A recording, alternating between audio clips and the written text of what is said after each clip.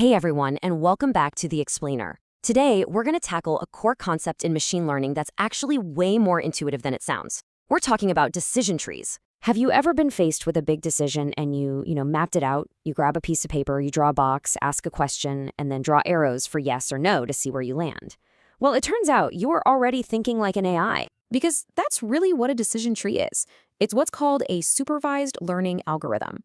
But in plain English, it's just a model that learns how to make predictions by asking a series of simple, step-by-step questions, just like that flowchart you drew. Okay, so to really get this, the best way is to just see one in action.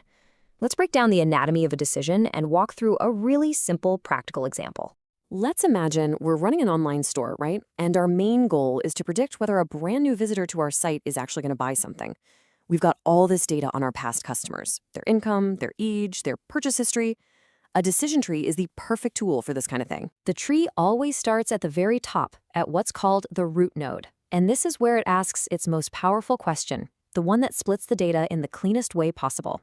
In our case, the algorithm figured out the best first question is about income. And right away, we see the tree doing its job. If the answer is no, the path just stops.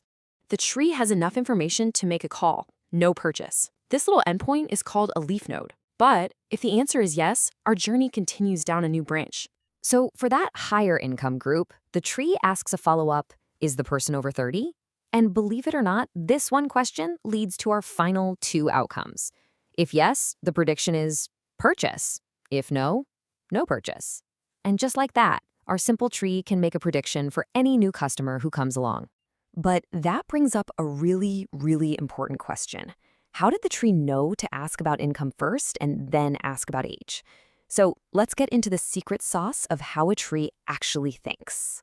This is the real magic of it. I mean, out of all the possible questions it could ask about their location, their past purchases, anything, how does the algorithm figure out that income greater than $50,000 is the single best place to start?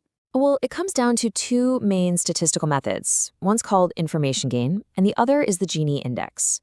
Now, they sound complex, but think of it like this. You have a big, messy pile of data. Both methods are just different ways of finding the single best question that will sort that big pile into the cleanest, most organized, smaller piles. To understand information gain, you first have to get this concept of entropy. And entropy is just a fancy word for chaos or uncertainty. So imagine a data set where exactly half the customers bought something and half didn't. That's maximum chaos, high entropy. A powerful question is one that cuts right through that chaos and reduces the entropy as much as possible. The Gini index does something very similar, but it thinks about purity. A perfectly pure group where, let's say, absolutely everyone made a purchase has a Gini score of 0. The algorithm simply looks for the question that gets it closest to that perfect 0. It's often just a little bit faster for a computer to calculate, which is why it's so common. So now that we have the theory, let's actually see how a tree is built from the ground up using a totally fresh example. First, you start with your entire dataset right at the root. The algorithm then calculates the information gain or Gini index for every single question it could possibly ask. In this case, it decides what is the outlook is the best one. So it splits the data into 3 new branches, sunny, cloudy, and rainy.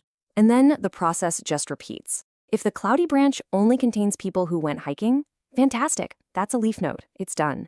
But if the sunny branch is still a mixed bag of results, the algorithm finds the next best question for just that group, like, is the humidity high?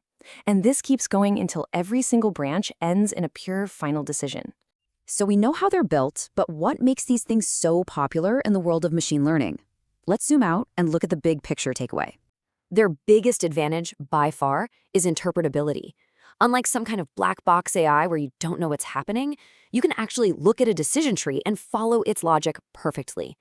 They're also incredibly flexible and require less data preparation, which makes them a fantastic go-to tool for a lot of different tasks. Ultimately, it just comes down to this.